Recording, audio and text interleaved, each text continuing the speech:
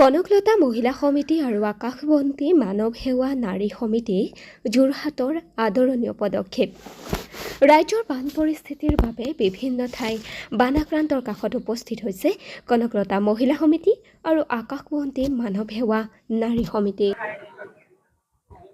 হয়, আমি 2024 বৰ্ষত এইবাৰ দেখিছোঁ যে ৰাজ্যৰ বিভিন্ন জিলাত বানপানীয়ে এইবাৰ বাৰুকৈয়ে ক্ষতিগ্ৰস্ত কৰিছে সাধাৰণ জনতাৰ, লগতে খেতি বাতিকে আদি কৰি বহুতৰে ঘৰ দুৱাৰত পানী সোমাই যথেষ্টখিনি ক্ষতিসাধন হৈছে।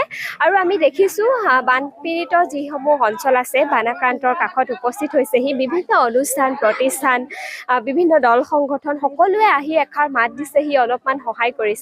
আৰু আজি মই বৰ্তমান উপস্থিত আছোঁ কমাৰখাটোৱাল দ অঞ্চলত, আৰু এই দ অঞ্চলতো আমি দেখিবলৈ পাইছোঁ যে ইয়াত আহি উপস্থিত হৈছেহি বানাক্ৰান্ত যিসকল বানপানীয়ে এইবাৰ চুই গৈছিল তেওঁলোকৰ কাষত উপস্থিত হৈছেহি যোৰহাটৰে দুটাকৈ সংগঠন। আৰু আমি প্ৰথমতে তেওঁলোকৰ ওচৰলৈ যাবলৈ চেষ্টা কৰিছোঁ।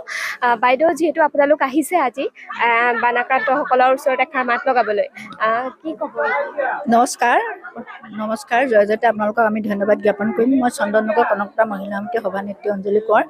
আমি বানপীড়িত ৰাজ্যলৈ আগতেও আহিছোঁ আৰু এতিয়াও আমি ইয়াৰ কমাৰখাটোৱাল দ অঞ্চলত আমি ভাবিছোঁ বানাক্ৰান্ত ৰাজ্যক অকণমান আমি তেওঁলোকৰ ওচৰত এষাৰ মাত দিবলৈহে আহিছোঁ। আমিনো কি সহায় কৰিম, ৰাইজে সকলো কৰি আছে আৰু চৰকাৰে ইতিমধ্যে কৰি আছে। তেওঁলোকে সকলো দি কাকো সম্পূৰ্ণ কৰিব নোৱাৰে, গতিকে আমি ৰাইজৰ লগতে এষাৰ মাত দিওঁ বুলি অকণমান তেওঁলোকৰ লগত সমবেদনা এটা জ্ঞাপন কৰিম বুলি আমি আহিছোঁ তেওঁলোকৰ ওচৰলৈ।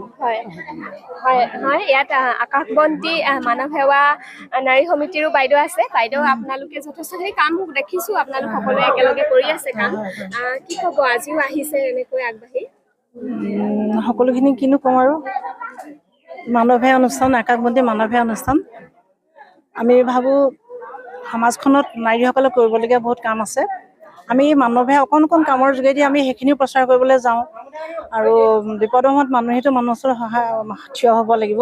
আমি বহুত কিছুমান সহায় কৰিব পৰা নাই, তথাপিও আমি এটা সৰুকৈ হ'লেও আমি এটা আদৰ্শ দেখাব গৈছোঁ যে আমি মানুহৰ কাৰণে অকণ এনেদৰে নাৰীসকল ওলাই আহিব লাগে।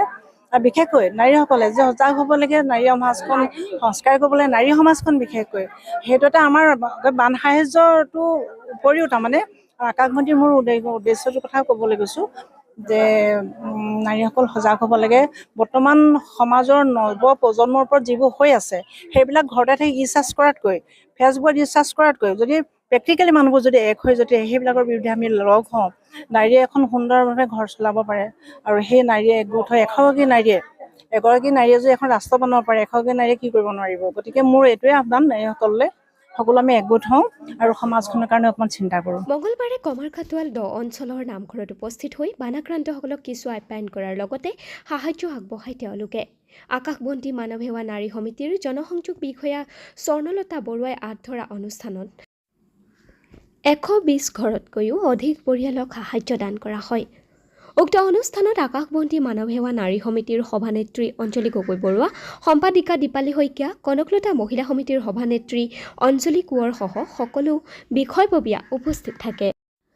এক আধ্যাত্মিক পৰিৱেশৰ মাজেৰে এই কাৰ্যসূচী গ্ৰহণ কৰাৰ বাবে সচেতন ৰাইজে শলাগ লৈছে দুয়োটা অনুষ্ঠানৰ।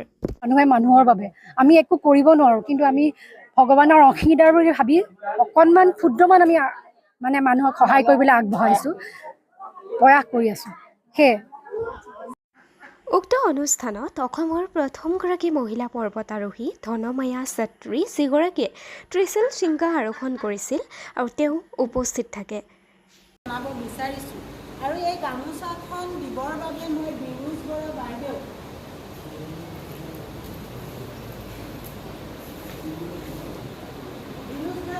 মই অনুৰোধ জনাইছোঁ।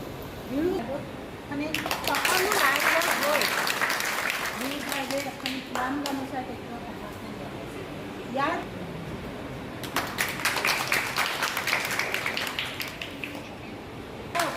আৰু এওঁৰ পৰা আমাৰ ছোৱালীসকলে অন্ততঃ এটা এনকাৰেজ পাওক যে যিগৰাকী মহিলা, অসমৰ প্ৰথমগৰাকী মহিলা, আপোনালোকে হয়তো জানে উক্ত